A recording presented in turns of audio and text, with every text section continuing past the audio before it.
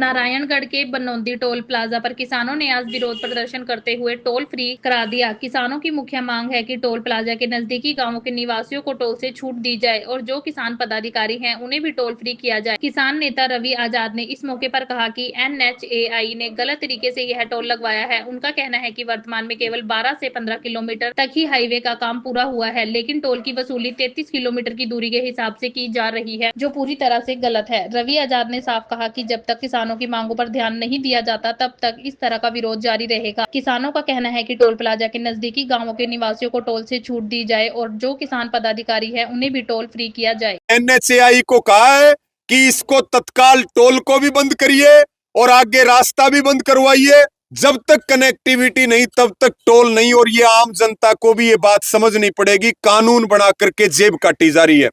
हमारी कमेटी ने फैसला लिया है कि अनिश्चितकालीन धरना इस टोल के ऊपर रहेगा और 10 से 12 गांव 24 घंटे का धरना यहां लगा करके रखेंगे।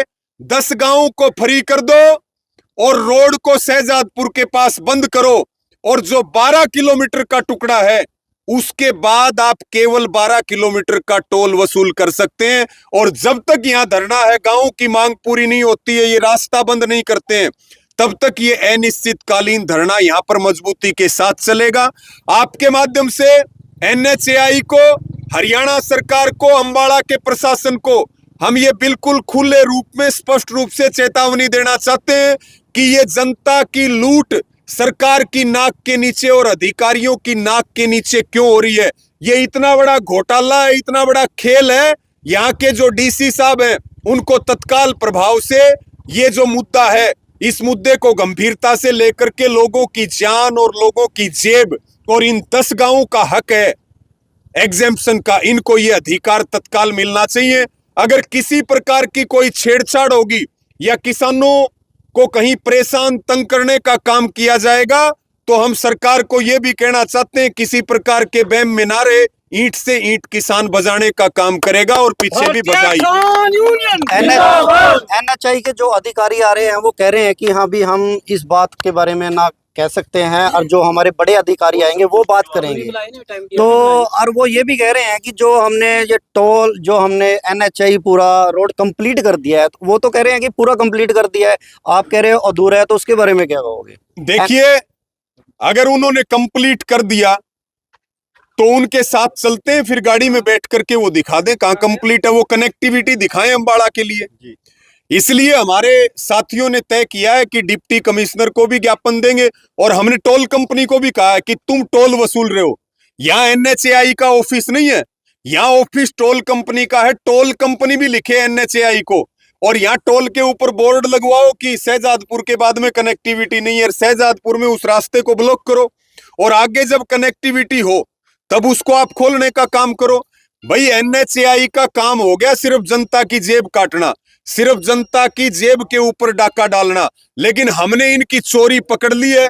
और आप भी बात करने गए थे, हमने देखा भी कि उनके पास कोई जवाब नहीं था, वो दुम दबा करके भाग गए। अगर जवाब है NHAI के पास तो इसके जो प्रोजेक्ट डायरेक्टर हैं, प्रोजेक्ट के जो डायरेक्टर हैं वो जवाब दे दे, मीडिया को आकर के वो बता दे। ओनर होंगे और उस मीटिंग में NHAI के प्रतिनिधि होंगे।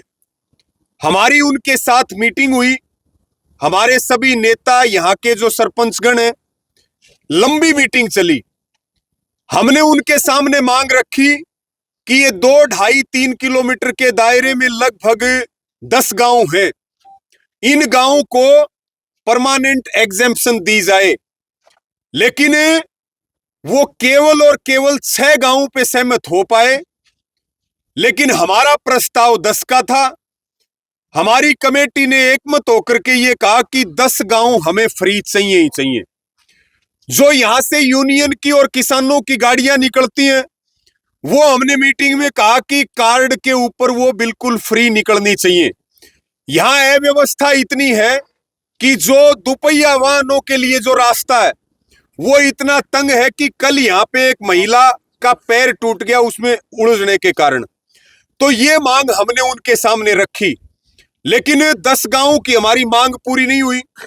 उसके साथ में एक बड़ा मामला यहां चल रहा है जिसपे हमने NHAI के लोगों से बात की, टोल कंपनी के अधिकारियों से बात की, ये नेशनल हाईवे नंबर 7 जो है ये करीब करीब 33 किलोमीटर का टुकड़ा है, जिसमें से केवल 12 किलोमीटर का हाईवे प्रयोग में लिया जा रहा है। लेकिन NHAI टोल कितना वसूल रही है? कंपनी टोल ले रही है पूरा 33 किलोमीटर का, लेकिन वो अंबाला के लिए कनेक्टिविटी नहीं दे पा रही है।